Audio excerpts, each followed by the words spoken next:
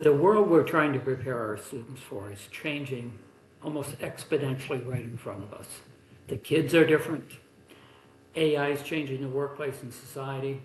The workplace in general is going through transformation.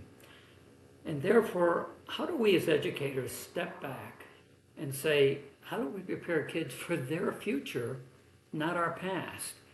Because it's very difficult to get beyond the challenges of today.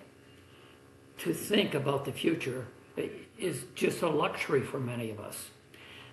We're caught in being physically and emotionally exhausted. Our teachers are, our administrators are, because they're dealing with the weight of the past. The weight of the past, the rules we have in place.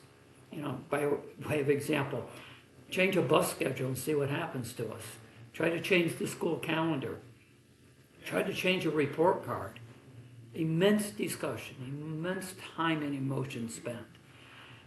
Much less even trying to look at major instructional design changes that may be needed. And then on top of that, you got the weight of the present.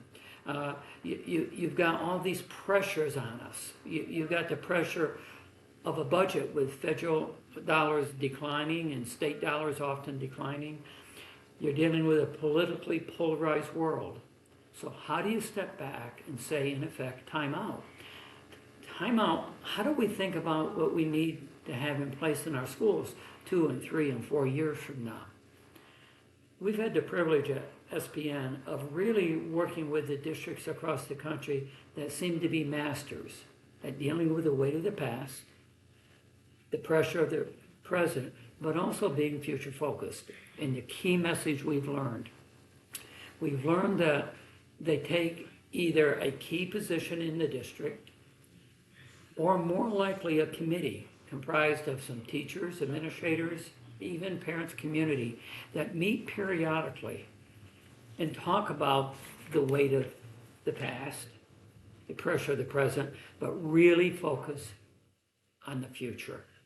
And when they focus on that future, they're asked to begin to share with the superintendent, with the cabinet, with the board, with faculty, even at parent-teacher nights, about issues that they need to focus on in the future, because when they do that, they begin to see that the skills and the knowledge and the attributes that we are now so deeply focused on and consumed with really need to be modified if we're preparing kids for their future, not our past. They see that content, while still essential, is no longer adequate.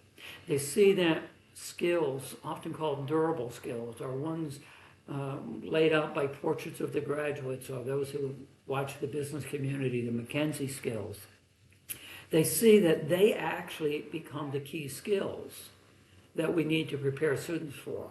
And that content moves from being the objective to being the enabling objective.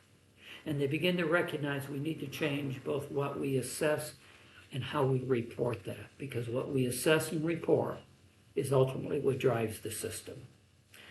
So I encourage you today to think about putting together a committee, or at least a key position in the district, that is given the express challenge of saying, what do we need to do to prepare kids for their future, not our past, prepare them for the world that is changing exponentially in front of us, and then report out on an ongoing basis to the superintendent, to the cabinet, to the board, to the faculty, to the community on the changes that may be needed in the future.